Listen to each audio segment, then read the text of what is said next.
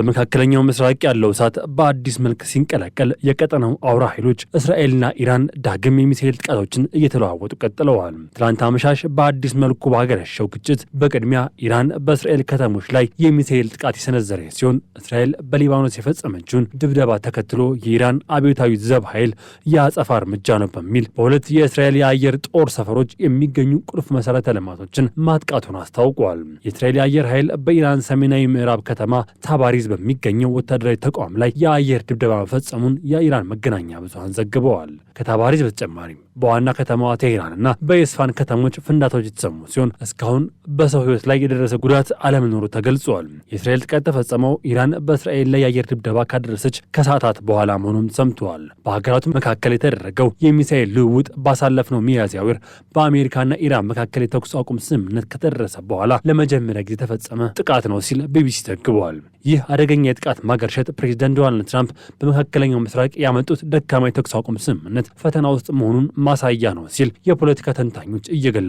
ይገኛሉ። እነዚህ ጥቃቶችና የመልስ ምቶቹ በአሜሪካ አሸማጋይነት በሚያዝያ ወር መጀመሪያ የተኩስ አቁም ስምምነት ተግባራዊ ከሆነ ወዲህ ኢራንና እስራኤል እርስ በርስ ሲታኮሱ ይህ የመጀመሪያው ነው። ግጭቱ የጀመረው በኢራን የሚደገፈው የሊባኖስ ታጣቂ ቡድን ሂዝቦላህ ጋር ውጊያ ባገረሸበት ወቅት እስራኤል በቤይሩት ላይ የፈጸመችው ጥቃት ሲሆን ይህ ሁኔታ በአነስተኛ ከሚታዩ ግጭቶች በስተቀር በአብዛኛው ተገቶ የነበረው ጦርነት ሊያባብሰው የሚችል ስጋት መፈጠሩም ተገልጸዋል። ኢራን በበርካታ ዙሮች በርካታ ሚሳኤሎች መተኮሷን የኢራን ዜና ምንጮች ገልጸዋል። ከቴህራን ጋር ጦርነት ለማቆም የሚያስችል ስምምነት መቃረቡን በመግለጽ ትራምፕ ጥቃቱ እንዳይፈጸም ማስጠንቀቂያ ቢሰጡም እስራኤል የመልስ ምት ለመስጠት የገባችውን ቃል ፈጽማለች። የእስራኤል ጠቅላይ ሚኒስትር ቤንያሚን ኔታንያሁ ለኢራን የሚሳኤል ድብደባ ምላሽ እንዲሰጡ ከፖለቲካ አጋሮቻቸው ጋርና ከተቃዋሚዎቻቸው ጫና በዝቶባቸውም ነበር። የአየር ኃይሏ በማዕከላዊና ምዕራብ ኢራን በሚገኙ ወታደራዊ ኢላማዎች የአየር መከላከያ ስርዓቶችንና የጦር መሳሪያዎችን ጨምሮ የመልስ ምት መምታቱን አንድ የእስራኤል ባለስልጣን ተናግረዋል። በአሜሪካ የእስራኤል አምባሳደር የሆኑት ቼኤል ሌይተር ማህበራዊ ሚዲያ ላይ እንደገለጹት የኢራን ሚሳኤል ማስወንጨፊያ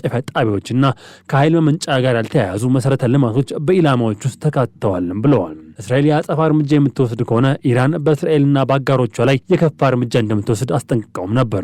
ሰኞ ጠዋት ተጨማሪ ሚሳኤሎች ከኢራን እየመጡ መሆኑን የሚጠቁሙ ማስጠንቀቂያ ደውሎች በእስራኤል የተሰሙ ሲሆን ከየመን የተኮሰው ምናልባትም በአብዛኛው የየመን ክፍል የሚቆጣጠረው በኢራን የሚደገፈውና በአሜሪካ በአሸባሪነት የተፈረጀው የሁቲ ቡድን የተኮሰ ባላስቲክ ሚሳኤል ማክሸፏን እስራኤል አስታውቃለች። እስራኤል የአሜሪካ አምባሳደር የሆኑትን ማይክ ሃክቢ በማህበራዊ ሚዲያ እንደገለጹት እስራኤል ጥቃቱን ለማክሸፍ የምታደርገው ጥረት ፍንዳታዎች ይሰሙ እንደነበረም ገልጸዋል። ከየመን በተሰነዘረው ጥቃት ሆነም በመጀመሪያዎቹ የኢራን ጥቃቶች እስካሁን ምንም አይነት ጉዳት አልተዘገበም ተብሏል። የኢራን መንግስት ከባድ ስህተት ፈጽሟል ያሉት አንድ የእስራኤል ጦር ቃል አቀባይ እስራኤል በሊባኖስ በሂዝቦላ ላይ የምትወስደው እርምጃ እንደምትቀጥልም አክለዋል።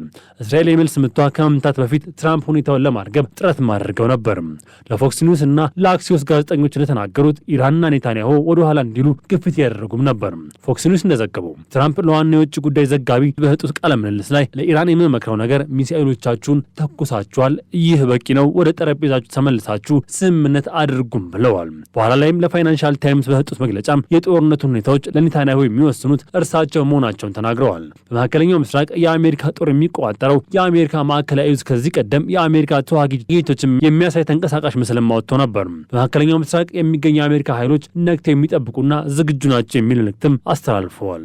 የኢራን ጥቃት የመጣው ባለፈው ሳምንት በአሜሪካ ከተገለጸው የተኩስ አቁም በኋላ እስራኤል ቤይሩትን ኢላማ ስታደርግ የመጀመሪያው በሆነችውና በሊባኖስ ዋና ከተማ ላይ ለደረሰችው ጥቃት አጸፋ ቴህራን በእስራኤልና መካከለኛው ምስራቅ የሚገኙ የአሜሪካ ጦር ሰፈሮች ላይ አጸፋዊ ጥቃት እንደምትፈጽም ከዛተችን በኋላ ነው። እስራኤል ሂዝቦላ ትክክለኛውን የእስራኤል ግዛት ካልመታ ድረስ ቤይሩትን ላለመምታት ተስማምታ የነበረ ሲሆን ታጣቂ ቡድኑ ውጊያውን ካቆመ ከሊባኖስ ጋር ሰፋ ያለ የተኩስ አቁም ስምምነት አድርጋም ነበር።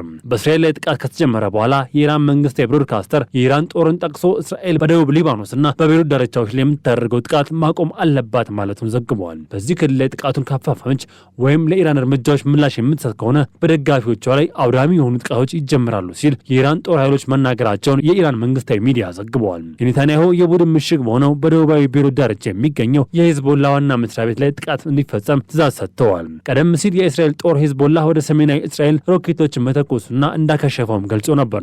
ቴህራን ከዋሽንግተን ጋር የምታደርገው የሰላም ድርድር አካል በመሆኑ እስራኤል በሊባኖስ ውስጥ የምታደርገው እንቅስቃሴ እንዲቆም ትፈልጋለች። ሁለት ከፍተኛ የኢራን ተደራዳሪ አስተዳዳሪ መሐመድ ባጋር ጋሊባፍ አሜሪካ በኢራን መርከቦች ላይ ያደረገችውን ማዕቀብና እርሳቸው እንዳሉት አሜሪካ ለእስራኤል በሊባኖስ ጥቃት እንድትሰነዝር አረንጓዴ መብራት ማሳየቷ በቀጠናው የሚገኙ የአሜሪካና የእስራኤል የጦር ሰፈሮችን ሀብቶቻቸውን ህጋዊ ኢላማዎች ያደርጋቸዋል ብለዋል። የእስራኤል የቅርብ ጊዜ የቤይሩት ጥቃት የዋሽንግተን ይሁንታ ያገኘ ስለመሆኑ የተጠየቁት የእስራኤል ጠቅላይ ሚኒስትር ጽህፈት ቤት ምላሽም አልሰጠም። እሁድ ዕለት በፎክስ ኒውስ በተደረገው ቃለ ምልልስ ላይ ትራምፕ እስራኤል በሊባኖስ የሚገኙ የሂዝቦላ ኢላማዎች ላይ ያደረሰችውን የቅርብ ጊዜ ጥቃት ከአሜሪካ ጋር የተቀናጀ እንዳልነበረም ተናግረዋል። ነገር ግን ለሳምንታት የአሜሪካ ባለስልጣናት ዋሽንግተን እስራኤልን ከኢራን ተወካዮች ጥቃት ራሷን እንድትከላከል እንደምትደግፍ ሲገልጹም ቆይተዋል። ትራምፕ ባለፈው ሳምንት ለኔታንያሁ በቤይሩት ላይ ለሚሰነዘር መጠነ ሰፊ የእስራኤል ጥቃት እንደማይቀበሉ ከነገሯቸው በኋላ ለኤንቢሲ ሚት ዘ ፕሬስ ፕሮግራም ላይ በሂዝቦላ ላይ የሚደረገው ነጥብ ነክ ጥቃቶችን እንደሚደግፉ ተናግረዋል። አሜሪካ የጦር አውሮፕላኖች በእስራኤልና በኔጌቭ የሚገኙ የእስራኤል ጦር ሰፈርና በቴል አቪቭ አየር ማረፊያ አስቀምጣለች። ነገር ግን ኢላማ እንደተደረጉ ወይም በጥቃቱ ውስጥ እንደተካተቱ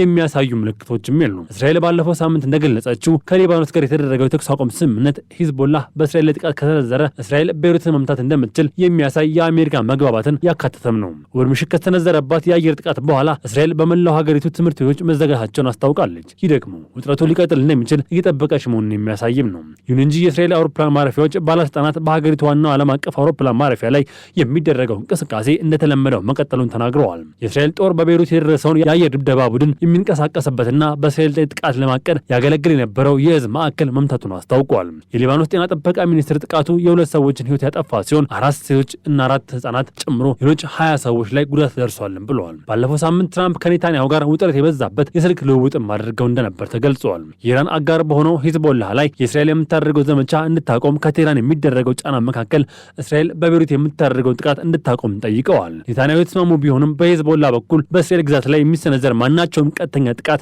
በቤይሩት ላይ የሚደረገው ጥቃቶችን ምላሽ እንደሚያገኙም ተናግረዋል። ከዚህ በኋላ የውጭ ጉዳይ ሚኒስትር እንዳስታወቀው የእስራኤልና ሊባኖስ መንግስታት ሂዝቦላ ጥቃቱን እስካቆመና ከእስራኤል ጋር የሚዋሰነውን ድንበር አካባቢ እስካልወጣ ድረስ የተኩስ አቁም ለማድረግ ተስማምተዋል ብለዋል። ስምምነቱ የሊባኖስ ጦር አካባቢን ለመቆጣጠር ሙከራ ደረጃ የአካባቢውን ትንሽ ክፍሎች እንዲቆጣጠርም ጠይቀዋል። ሂዝቦላህና ኢራን እስራኤል ከሊባኖስ ሙሉ በሙሉ እስክትወጣ ድረስ ምንም አይነት ተኩስ አቁም እንደማይቀበሉ በመግለጽ ስምምነቱን በፍጥነት ውድቅም አድርገዋል። ከዚያን ጊዜ ጀምሮ እስራኤልና ሂዝቦላ እርስ በርስ ጥቃት መለዋወጣቸውን ቀጥለዋል። የኢራን ጥቃትና በቤይሩት የተፈጸሙት የአየር ጥቃቶች በሳምንቱ መጨረሻ በአሜሪካና በኢራን ኃይሎች መካከል የተካሄደው የተኩስ ልውውጥ ተከትሎ የመጣ ናቸው።